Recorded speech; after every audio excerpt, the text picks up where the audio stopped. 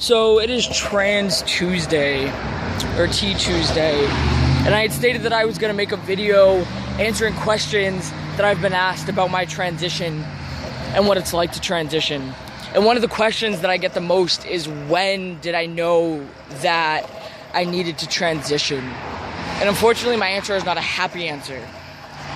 A little over a year ago, I was in a very bad place, and Autumn was kind of at the end of her life, and I saw no hope. I saw no reason to be alive. I was filled with nothing but depression and disgust towards myself because I've never liked myself. And I've always wished that I could have a beard, and I've always wished that I could be a father and a husband, and that I could have pecs, and I could have abs, and I could have the strength of 1,000,000 men. But when I was a child 20 years ago, being trans isn't something that was discussed. It's not something that was brought up. It's something that was still very taboo back then. So I lived the whole entire life of denial. I lived the whole entire life of asking myself questions like, why did I need to be born this way? Why couldn't I have been a man? Why do I need to live a lie every single day and not let people know how I feel on the inside?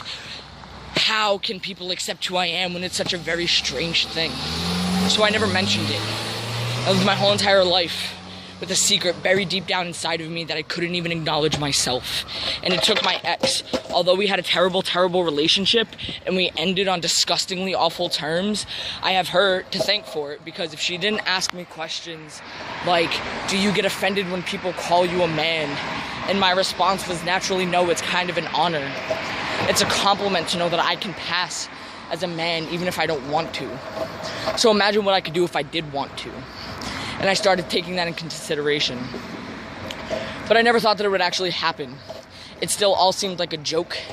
It seemed like it was a dream that I would never achieve. And I got fed up with it. So I held a 10-inch kitchen knife to my neck.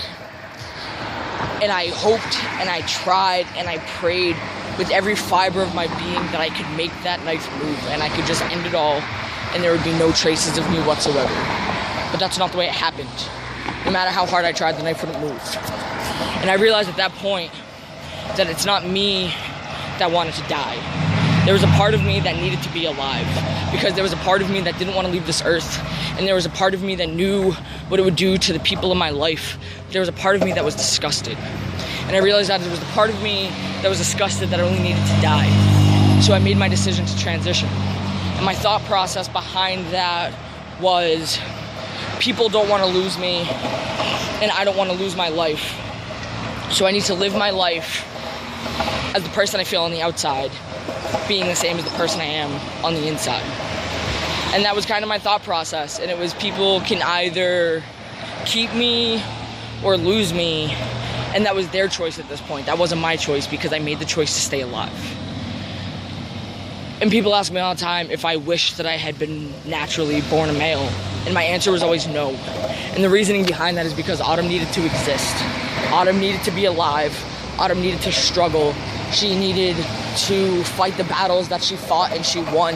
She needed to feel like she was nothing, and she needed to feel like her existence didn't matter, so that he, me, I, Dalton, could appreciate everything that I'm experiencing today. I can appreciate feeling more manly every week as I receive my shot. I can appreciate my voice being deeper because I've worked so hard to get to where I am. Unfortunately, a lot of trans people kill themselves because a lot of trans people don't find the acceptance and support that I have found. So if you know somebody who is dealing with this, show them words of kindness.